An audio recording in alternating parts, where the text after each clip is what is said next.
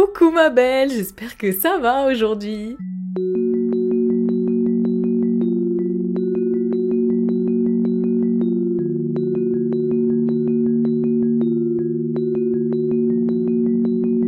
Bon, on se retrouve aujourd'hui enfin pour un épisode solo, ça faisait une éternité. J'ai voulu faire des formats, inviter des gens, c'est trop chouette, je vais continuer d'ailleurs, mais ça fait trop longtemps que j'ai pas fait d'épisode solo. Il est grand temps de reprendre les bonnes habitudes romanes. Oui, parce que pour ceux qui n'avaient pas compris, Manro c'est le Verlan de romane.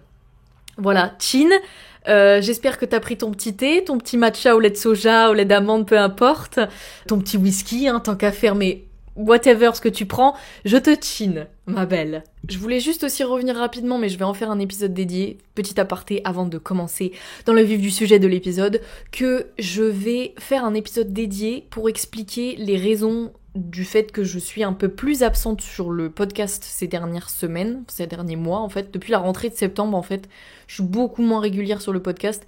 C'est parce que je me consacre à d'autres choses, j'expliquerai tout ça dans un autre épisode, ça fait 3 fois que je le dis, mais bref, j'expliquerai ça dans un épisode dédié, 4e fois, bravo Romane, parce que je me consacre à d'autres choses, à d'autres projets de cœur, des choses qui me tiennent autant à cœur que le podcast, mais je tenais à m'excuser pour ça et je tenais aussi à te remercier de ta compréhension parce que je sais que si tu es une personne qui écoute mon podcast, tu es bienveillante, tu es une personne bienveillante et tu voudras mon bien, normalement, si je me trompe pas. Bon, alors, pour cet épisode spécial rien du tout, mais spécial self-love, spécial amour de soi, paix à soi, se donner de l'amour, c'est important, très très important même, parce que si tu te donnes pas d'amour toi-même, personne le fera à ta place, personne. Donc je vais t'expliquer point par point, au fur et à mesure des années, comment j'ai fait pour apprendre à m'aimer inconditionnellement, parce que d'un autre côté, c'est un travail, c'est un chemin d'une vie. Tu ne t'aimeras jamais complètement tout le temps à 100% tout au long de ta vie, de manière linéaire, c'est impossible. Il y a des phases de confiance en soi, il y a des phases d'estime de soi qui sont plus difficiles que d'autres, c'est évident. Mais moi, je vais t'expliquer qu'il y a des choses qui m'aident à me donner du self-love, me donner du self-care et surtout les prises de conscience que j'ai pu avoir sur le manque d'amour que je me donnais. Et on se rend pas compte à quel point c'est trop facile de donner de l'amour aux autres, mais on a tendance à trop se mettre sur le bas-côté. C'est un truc de fou. C'est une zinzinerie comment dans certaines relations, on s'oublie totalement. C'est trop grave. Alors que vraiment la seule personne qui sera là jusqu'à la fin de ta vie et qui t'accompagnera jusqu'à la fin de ta vie et où tu peux en être sûr, c'est toi. La seule personne qui t'accompagnera main dans la main dans ton cercueil, c'est toi. Pardon pour les personnes qui sont anxieuses de parler de mort. Je termine là-dessus. Mais il faut se donner de l'amour tout au long de sa vie et se considérer comme sa propre meilleure amie ou son propre meilleur ami. Il faut se donner de l'amour constamment. Par pitié. Par pitié parce que du coup quand on se rend compte que les gens autour de nous, ils nous déçoivent parce qu'on est mal entouré et qu'ils nous donnent pas de l'amour tel qu'on pense le mériter, en fait c'est parce que justement tu penses mériter que de l'amour malsain et que des gens qui veulent ton mal. Je sais pas si tu vois ce que je veux dire. Mais bref, allons dans le vif du sujet, s'il te plaît arrête de tergiverser. Tu vois, ça fait trop longtemps que j'ai pas fait d'épisode solo, je commence à partir dans tous les sens. On recentre le débat sur l'amour de soi. Donc, j'ai appris à m'aimer en me comprenant, en apprenant à me connaître. C'est-à-dire, là ce que je vais t'expliquer c'est pas des trucs genre physiques à faire, c'est pas genre, effectivement, faire une soirée self-care où tu fais ta skincare avec une petite musique, une petite bougie d'allumé, je sais pas quoi, un petit bain, tout ça. Ça, c'est pas vraiment apprendre à s'aimer, c'est apprendre à se donner du love, se donner de l'amour. Ce qui est tout aussi bien, ce qui peut justement mener, se donner du love peut mener intrinsèquement à apprendre à s'aimer. Mais là, je vais te donner plus les choses, les prises de conscience que j'ai eues sur comment j'ai fait pour apprendre à m'aimer, quoi. J'ai commencé par apprendre à me connaître et à me comprendre. C'est-à-dire, moi je suis quelqu'un qui suis beaucoup dans l'analyse, j'aime beaucoup ça. J'aime beaucoup comprendre comment je fonctionne et comprendre comment je réagis dans certaines situations, etc. Et j'aime beaucoup savoir le pourquoi aussi, le pourquoi du comment. Ce qui est un peu fatigant à la longue, mais j'aime beaucoup ça. Et donc, j'ai commencé à J'ai commencé à m'analyser, voilà, tout simplement. J'ai commencé à m'analyser au fur et à mesure des années. En fait, à partir du moment où j'ai commencé à grandir et que j'ai compris que soit les autres, c'est important, mais soit, je sais pas comment expliquer, purée. C'est trop, là c'est peut-être un peu spirituel ce que je vais dire, mais soit face à soi-même, quand t'es petit, tu prends pas forcément conscience de ça, t'es petit, t'es ado, tu réfléchis, en vrai t'es un peu bête, on va pas se mentir. Enfin t'es pas bête, mais On t'apprend juste pas les choses correctes dans la vie. C'est juste on t'apprend à être poli, courtois avec les autres. Ça, c'est une très bonne chose d'ailleurs. Mais on t'apprend pas à te dire, ok, bah si tu attires à chaque fois des gens toxiques dans ta vie, c'est que toi-même tu penses ne pas mériter l'amour. Tu vois, on te dit pas que tout part de toi en fait. C'est ça le truc. C'est qu'on te dit pas que tout part de toi, que si tu veux du changement à l'extérieur, il faut du changement à l'intérieur, ça commence par l'intérieur. Justement, il faut pouvoir faire un tri dans sa vie, bref, il faut pouvoir changer intérieurement pour pouvoir changer ton entourage, ou certaines situations. Et donc à partir du moment où j'ai pris conscience que j'étais pleinement responsable de tout ce que j'attirais autour de moi, bah là justement j'ai commencé à analyser mon comportement et pourquoi je fonctionnais comme ça, et commencer à me renseigner aussi, à lire des livres. Je le dis presque à tous les épisodes que je fais solo, mais le livre Les 5 blessures qui empêchent d'être soi-même de Lise Bourbeau m'a complètement changé la vie, m'a bouleversé la vie. Donc encore une fois, je conseille ce livre vraiment. Tu sais, par exemple, le symptôme d'anxiété, moi j'en ai pris conscience parce qu'il est né aussi assez tard, mais l'anxiété, c'est aussi pourquoi t'as de l'anxiété, c'est de comprendre le pourquoi du comment. Après, c'est vraiment, dans mon cas, moi j'adore comprendre le pourquoi du comment, ce sera pas le cas de tout le monde. Mais essayer de comprendre et s'analyser et comprendre ce qui te fait du bien aussi, ce qui te permet de te ressourcer. Est-ce que c'est justement passer du temps avec les autres ou passer du temps seul? Moi je sais que je suis 50-50 des deux. Je me ressource avec des gens, les gens qui me drainent pas en énergie évidemment, donc des gens justement avec le temps pareil, j'ai fait un tri dans mon entourage et maintenant je suis extrêmement bien entourée, je suis avec les personnes qui me correspondent le plus, et donc quand je suis avec elles, je me ressource sincèrement. Et à côté de ça, t'as aussi les moments où j'ai besoin d'être seule, j'ai besoin de passer du temps seul, de méditer, de faire du yoga, de m'étirer, d'écouter de la musique à 432 Hz, qui est la musique la plus relaxante qui existe à mon sens, des choses vraiment, plus je passe du temps seul, plus je suis créative aussi. Donc il faut pouvoir trouver un juste milieu entre les deux. Si toi, ta manière de te ressourcer, c'est uniquement passer du temps avec les autres, eh ben fais-le. Il faut aussi comprendre ce que tu détestes faire, c'est-à-dire essayer de prendre du recul en fait sur ta vie, sur te dire oh non ça c'est relou, mais du coup ah tiens pourquoi c'est relou, pourquoi j'aime pas ça, tu vois. Je sais pas comment, c'est assez flou hein, on va pas se mentir, hein. Mais moi je suis dans une phase où avec le temps, avec les années, c'est pas quelque chose qui vient comme ça d'un coup, c'est avec les années j'ai appris à comprendre mon fonctionnement et j'ai appris à m'écouter beaucoup plus. En fait, l'importance de s'écouter, elle est super importante. C'est-à-dire quand t'es fatigué, quand t'as pas envie d'aller à un événement particulier, à un dîner, à un resto, à une soirée, machin, il faut savoir t'écouter. Il faut savoir te dire « Ah là, ce soir, j'ai pas envie. Ouais, mais je vais y aller parce que FOMO, par exemple. » Ça, j'en ferai un épisode peut-être aussi sur la FOMO. La fear of missing out, l'impression de devoir se sentir obligé d'aller à des soirées parce que sinon tu passes à côté de quelque chose. Non, si t'es fatigué justement et que tu vas quand même à cette soirée, tu vas pas profiter pleinement parce que t'es fatigué. C'est pas toujours vrai. En vrai, des fois je me mets des coups de pied aux fesses en mode allez, là tu sors, tu te forces, tu sors à sortir. Et la flemme aussi, c'est un fléau de notre génération qui est à bannir pour moi. La flemme, elle sert à rien à part nous enliser et nous empêcher d'être...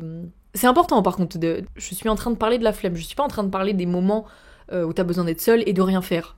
Pour moi c'est pas de la flemme, c'est juste se ressourcer. Donc au fur et à mesure des années, moi j'ai appris à me connaître et en ce moment je suis dans une phase où je m'écoute, mais je m'écoute tellement en mode, même par rapport, c'est tout bête mais par rapport à mon cycle. Genre là maintenant que j'ai des cycles réguliers, alléluia, j'ai des cycles réguliers. J'ai des cycles tous les 30 jours, parce que pour les personnes qui ne savent pas, forcément, j'ai le SOPK et j'ai des cycles qui peuvent durer jusqu'à 3 mois, hein, super, 3 mois sans avoir ces règles. Bon, en vrai, c'est pas si gênant que ça, parce que, bon, avoir ces règles, c'est un peu relou, mais je me sens tellement plus en accord et en phase avec moi-même depuis que j'ai des cycles réguliers, parce que je m'écoute, parce que chaque semaine correspond à un état d'esprit. Faut savoir que les femmes, enfin les personnes à utérus qui ont des cycles plutôt réguliers, c'est des cycles de 4 semaines à peu près, chaque semaine, ton mood ou ton état de fatigue sera différent. La semaine après tes règles, en général, t'es bien, t'es en forme. Tu te sens productive et tu te sens pas forcément fatiguée. La deuxième semaine, en général, t'auras une petite baisse de motivation, une baisse d'énergie et tu te sentiras moins productive, moins dans ton assiette. Et la troisième semaine, la semaine d'ovulation, en général, tu te sens revigorée aussi. Et après l'ovulation, c'est la phase juste avant tes règles. C'est la phase menstruelle, justement, où tu te sens... T'as juste besoin de repos. Bref, je l'explique super mal. Il y a d'autres personnes qui l'expliquent très très bien. Mais ce que je veux dire, c'est qu'il faut s'écouter aussi par rapport à ça. C'est-à-dire, moi j'avais trop tendance à vivre comme un homme, entre guillemets, dans le sens où la société, elle est faite les journées, elles sont faites de 24 heures et les mois, ils sont faits de 30 ou 31 jours. Et un homme aura en général le même taux d'énergie plutôt dans la semaine. Enfin, ça va pas trop varier. Alors que nous, dans le mois, chaque semaine sera différente. Donc, apprendre à s'écouter, apprendre à se dire, ok, là, je me sens moins productive et c'est pas grave, tu vois. Parce qu'il y a cette injonction aussi à la productivité qui est un peu problématique. Mais c'est pas grave si cette semaine-là, tu te sens plus fatigué et que t'as plein de choses à faire, t'as plein de choses à rendre, mais tu te sens plus fatigué, c'est pas grave, priorise, essaye de... écoute-toi quand même, ou peut-être justement réduis les sorties, ou des choses comme ça, tu vois. Apprendre à s'écouter. Écouter son corps et ses besoins. Et l'alimentation anti-inflammatoire aussi, ça aide tellement à être soi-même. Littéralement, c'est terrible, tu sais, on dit la pilule c'est de la merde et tout, ok, parce que ça modifie les hormones, tout ça. Mais... on se rend pas compte à quel point l'alimentation inflammatoire, donc ce qu'on ingurgite tous les jours, le lait, le gluten, l'alcool, tout ça, c'est au final sur le long terme un poison parce que je me suis jamais sentie autant moi-même que depuis que je mange anti-inflammatoire. J'ai l'impression de redevenir moi-même. J'ai beaucoup moins d'anxiété, j'en ai fait un épisode dédié, je vais le mettre dans le petit i. Et alors sur le truc de s'écouter aussi, je pense que l'acné a créé un énorme déclic dans ma vie. Au final, tu vois, c'est horrible, on cherche à s'en débarrasser absolument, mais en fait, c'est là que j'ai commencé vraiment à m'écouter. Puisque du coup, l'acné, ça a été l'effet boule de neige de ok, en fait, je crois qu'il y a un truc qui va pas dans mon corps, donc un dérèglement hormonal de zinzin, SOPK, machin, tout ça. Et ça a créé un vrai déclic de en fait, j'ai besoin de 8 heures de sommeil, j'ai besoin de contact humain, l'importance des nutriments dans son assiette et l'importance de bien manger. Toutes ces choses-là, en fait, m'a créé un déclic de j'ai besoin de prendre soin de moi parce que mon corps me parle, mon corps crie. En fait, l'acné, c'était vraiment juste un cri de détresse de ma sœur, écoute-toi, arrête de manger n'importe quoi, fais plus de sport, fais-toi du bien, en fait, parce que là, t'es juste dans un environnement toxique, une situation toxique, et donc barre-toi, vraiment barre-toi le plus vite possible, par pitié. J'ai aussi des périodes où je suis bien, où je me juge pas, où je me laisse tranquille, où je me fous la paix complètement. Ça, c'est aussi la mentalité de Fabrice Midal. Je vais prendre l'exemple de la méditation. Quand tu médites en général, tu mets une méditation guidée dans tes oreilles, on va te dire détends-toi, chasse les pensées négatives, concentre-toi sur ta respiration. Quand t'écoutes une méditation de Fabrice Midal, il va juste te dire t'es là, tu respires et tu te fous la paix. C'est-à-dire, si t'as des pensées qui arrivent, laisse-les, c'est pas grave. T'es pas obligé de les chasser le plus vite possible et ne penser à rien et machin, juste fous-toi la paix. Observe par contre ce qui se passe dans ton corps, donc observe les points de contact, les points de tension qu'il peut y avoir dans ton corps, tout ça. Mais fous-toi la paix, arrête de te juger, arrête de dire putain merde, je suis obligée de... Là normalement je suis censée penser à rien. Oh là là, tu vois, tu te tortures toi-même, t'es en conflit intérieur. Ne fais pas ça, parce que justement tu te mets des bâtons dans les roues toute seule au final. Quelque chose qui m'aide aussi. Je pense que ça m'aide socialement et du coup ça m'aide à avoir confiance en moi et donc à avoir des bonnes interactions avec les gens, bien m'entourer et donc apprendre à m'aimer. Et donc m'aimer. Bref, c'est me cultiver. Là, depuis quelques mois, j'ai repris la lecture. Quand je prends les transports, en fait, en métro, ça me gonfle d'être tout le temps sur mon téléphone. Du coup, à force, j'ai commencé à reprendre la lecture. Et je lis, genre, deux livres par mois, peut-être, ce qui est franchement un rythme de ouf par rapport à ce que je lisais avant, c'est-à-dire 0. Je voyage à travers les livres, j'apprends des nouveaux mots. Je suis vraiment dans une phase de ma vie où je lis beaucoup. Je lis pas forcément des choses pour... si je me cultive forcément, mais pour apprendre à être une meilleure personne et tout. Enfin, c'est juste des choses qui m'aident à m'évader. Et donc, plus tu lis, plus ton vocabulaire aussi va s'enrichir et plus tu cultives ton imaginaire et donc ta créativité. Et donc, tu vois, c'est un cercle vertueux de zinzin. Et on sous-estime, j'en ai parlé dans l'épisode avec Elliot justement de la santé mentale chez les hommes, on se rend pas compte de l'importance de lire. Je sais même pas comment expliquer à quel point la lecture fait du bien, mais lire ne serait-ce que 15 minutes par jour, donc ne serait-ce que 4-5 pages par jour, juste lire, ça permet juste aussi de poser son cerveau dans une société où on est surstimulé tout le temps avec les réseaux sociaux, avec le multitasking, les trucs de merde. On a notre système nerveux qui est complètement déréglé, qui est complètement en hypervigilance et en alerte tout le temps parce que tout va trop vite autour de nous. Et juste lire, ça permet de pas poser son cerveau parce que je le fais fonctionner, mais ça permet d'activer les bonnes zones du cerveau. Quand tu lis, t'as pas d'image, donc du coup les images sont produites dans ta tête, naturellement. Bref, c'est trop important de lire et je vous le dis, depuis que je lis beaucoup plus, je me sens plus confiante, je me sens plus cultivée, je me sens plus enrichie en fait, juste. Je me sens beaucoup plus enrichie que quand je regarde des films. Ça dépend quel film. Parce que chaque auteur, chaque autrice aura des manières d'écrire différentes et donc tu te cultives et tu t'enrichis de ça aussi. Voilà, se cultiver, hyper important. Autre point hyper important, trouver un sens à sa vie. J'ai été super malheureuse quand je n'avais plus de but dans ma vie, évidemment, parce que pour moi les humains peuvent pas être heureux sans trouver un sens à leur vie. Ça peut être des choses toutes bêtes, hein. Vraiment. On n'est pas obligé de voir grand, d'avoir des rêves de zinzin et tout. Moi je fonctionne comme ça parce que c'est comme ça que je me sens heureuse.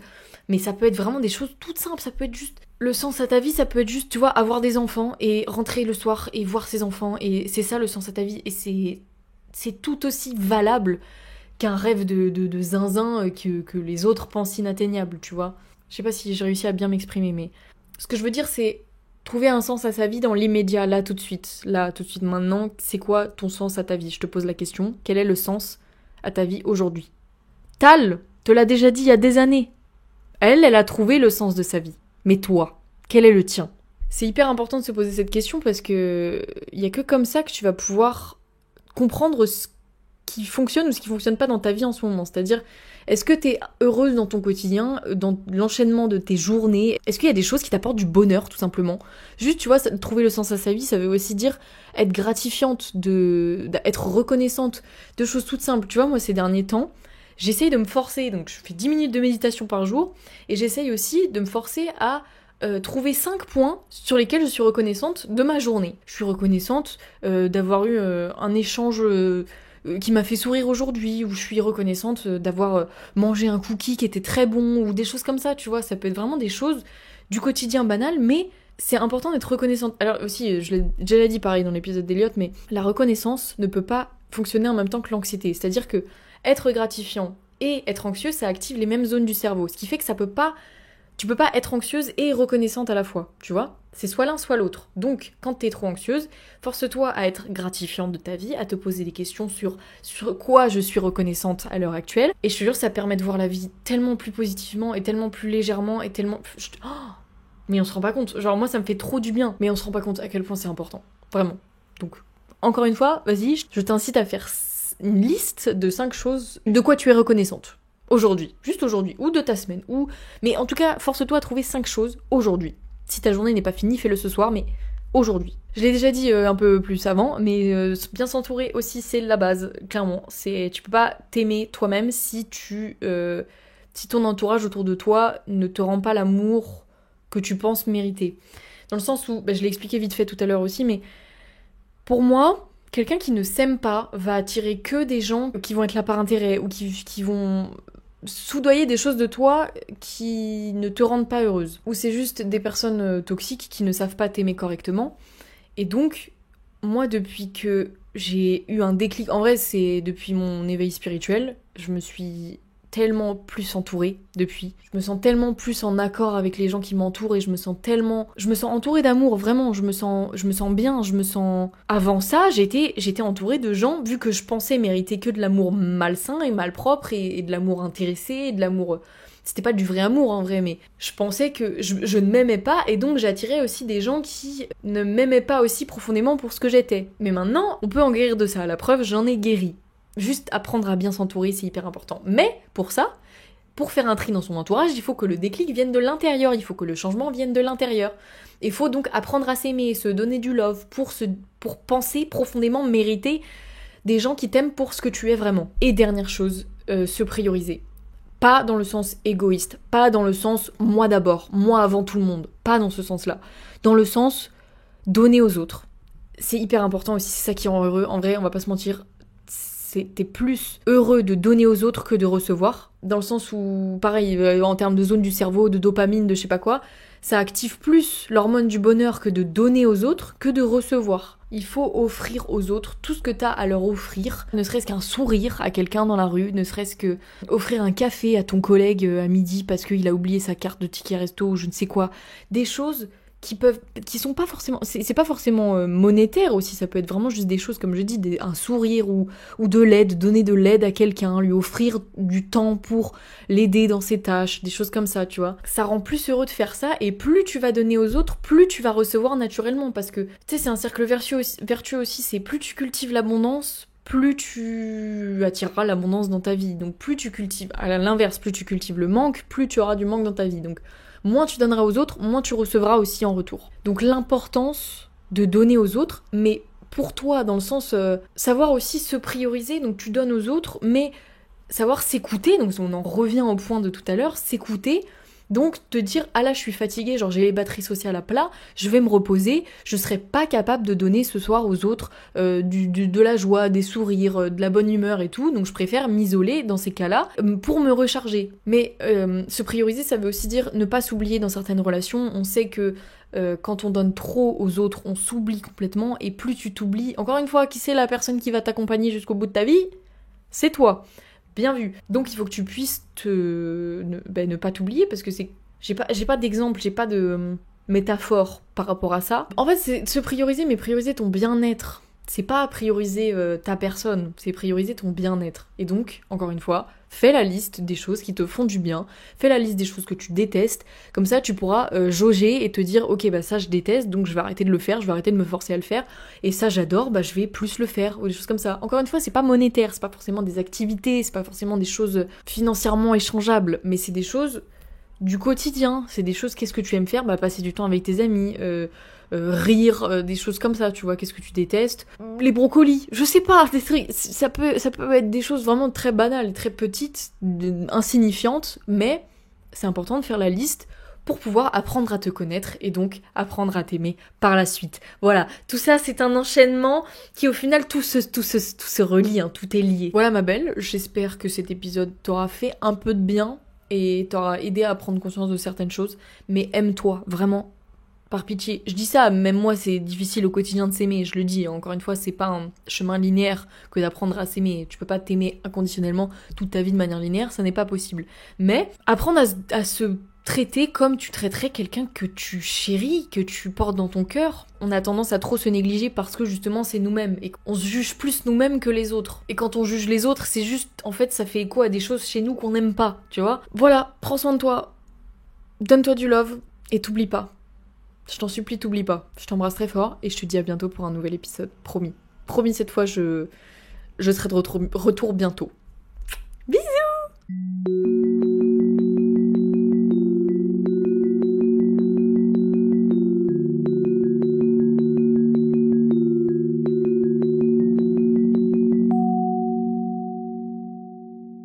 Vraiment, la seule personne qui sera là jusqu'à la fin de ta vie et qui t'accompagnera jusqu'à la fin de ta vie et la fin de ta vie. Et j'ai commencé bonsoir.